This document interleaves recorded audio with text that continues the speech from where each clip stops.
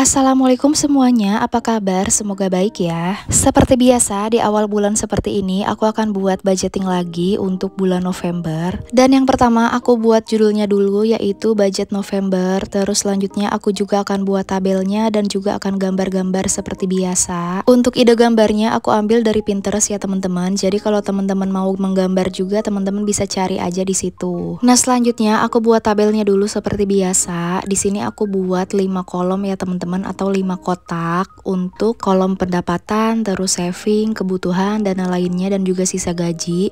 Lanjut, ini aku buat gambarnya dulu. Ini aku udah buat gambarnya dari lama ya teman-teman, jadi aku juga lumayan lupa temanya tuh apa, karena biasanya aku itu kalau ngambil gambar aku gabung-gabung gitu loh teman-teman, jadi nggak satu gambar aku tiru gitu. Jadi aku ngambil beberapa gambar terus nanti aku gabung-gabungin aja deh pas aku buat budgetingnya. Oh iya teman-teman, udah buat budgeting belum? Atau teman-teman itu emang nggak pernah buat? Biasanya kalau aku sih harus buat terus ya setiap bulannya, karena aku itu harus tahu uangnya kemana aja. Terus kalau kita buat budgeting itu menurut aku memudahkan untuk mengatur keuangan teman-teman, apalagi yang gajinya pas-pasan kayak aku ya. Untuk keperluan setiap bulan aja ibaratnya habis, tapi menurut aku untuk teman-teman yang penghasilannya bisa 2 digit kayak gitu juga harusnya tetap bikin sih ya, supaya kita itu ada kontrol gitu untuk ngatur keuangan kita. Soalnya kalau misalnya kita taruh uang di satu tempat, biasanya itu kan kita ambil sembarangan tuh langsung habis gitu. Sedangkan kalau kita buat budgeting itu, biasanya uangnya kan dipisah-pisah ya antara pos pengeluaran yang satu dan yang lainnya. Menurut aku itu memudahkan banget untuk mengontrol keuangan sih.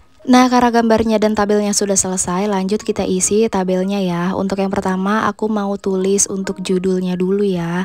Untuk yang kolom pertama itu untuk pendapatan, terus saving, kebutuhan, dana lainnya, dan sisa gaji ya. Setiap bulannya itu aku tetap pakai format kayak gini, soalnya aku udah menemukan format yang pas nih untuk budgeting aku.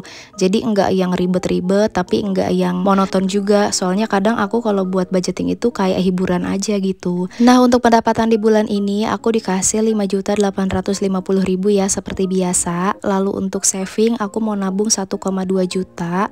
Selanjutnya untuk kolom kebutuhan aku isi dulu mulai dari belanja bulanan seperti biasa ya. Untuk kebutuhan aku setiap bulan tuh ya segini-gini aja sih teman-teman. Untuk yang fixnya ya, mulai dari belanja bulanan, belanja harian, terus beli beras, bayar listrik kayak gitu. Terus juga untuk pegangan suami, pegangan istri, pegangan anak itu udah ada bagiannya masing-masing.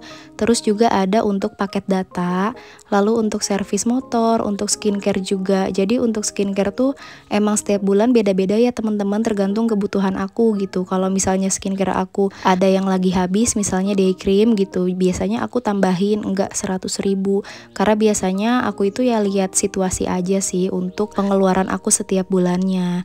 Nah, selanjutnya tinggal diisi nominalnya aja ya teman-teman. Di bulan ini untuk belanja bulanan itu 400.000 seperti biasa. Untuk belanja harian dan beli beras itu 600.000 ya masing-masing.